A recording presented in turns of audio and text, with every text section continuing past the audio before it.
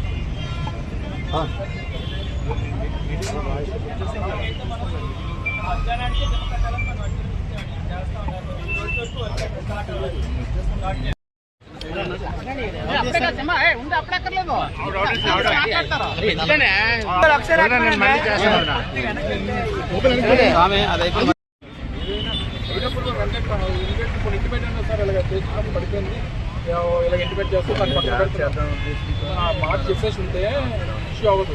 అవసరం లేదు. 48 అడుగులు 53 అడుగుల్లో ఉండి తీసాను.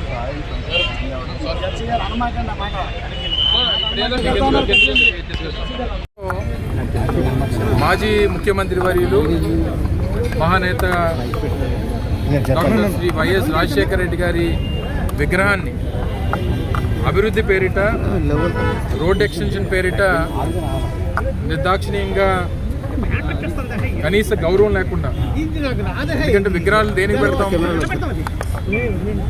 దేశం కోసం, రాష్ట్రం కోసం, ఈ ప్రాంతం కోసం తప్పించినటువంటి నాయకులువి. ఈ రాష్ట్రంలో ఉన్నటువంటి ప్రజల్ని, వారి జీవితాల్లో మార్పులు తీసుకొచ్చినటువంటి మహానాయకుల్ని గౌరవిస్తూ వారు స్మరించుకుంటూ పెట్టేటువంటి విగ్రహాలు.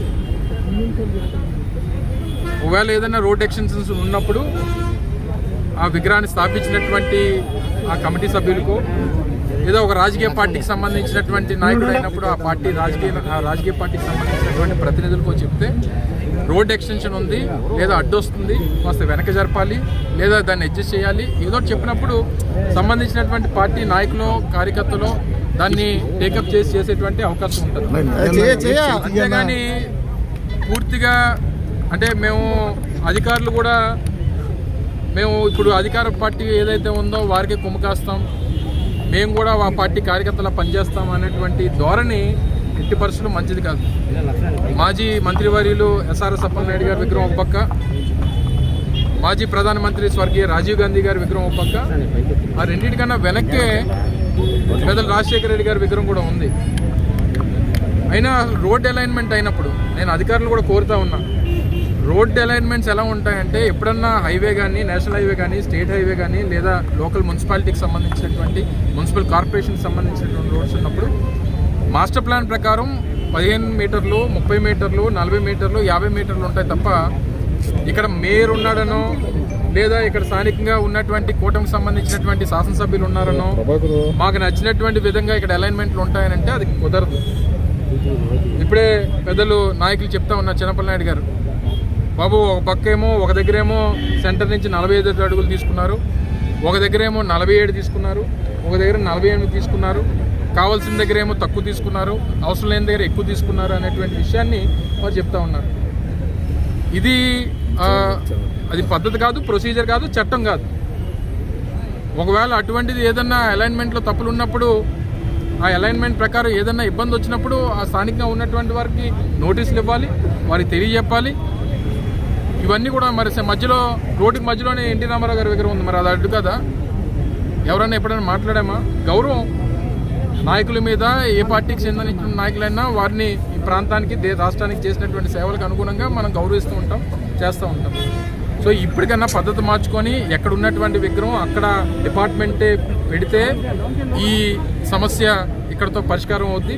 మరి ఇప్పటికే ఈరోజు రేపో పెడతామని చెప్పారని చెప్పి స్థానికంగా పెద్దలు అదీప్ రాజు గారు, మిగిలినటువంటి నాయకత్వం చెప్తా ఉన్నారు.